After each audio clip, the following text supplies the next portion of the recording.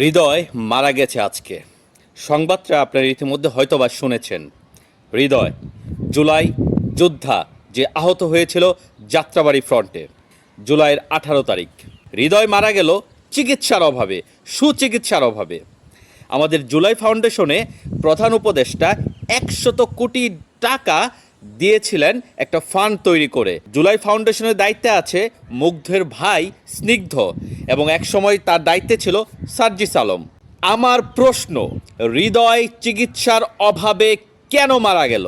NCP যারা রাজনৈতিক দল গঠন করেছে এবং যাদের এই রাজনৈতিক দলের মূল ভিত্তি হচ্ছে জুলাইয়ের গণঅভ্যুত্থান, জুলাইয়ের শহীদদের রক্তের উপর দাঁড়িয়ে আছে এই রাজনৈতিক দলটি, তাদের জবাবদিহি করতে হবে।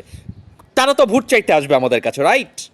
এই এক্সপ্লেনেশন দিতে হবে হৃদয় চিকিৎসার অভাবে মারা গেল, আদারওয়াইজ পিটিএ লাল করে দিবেন ভোট চাইতে আসলে।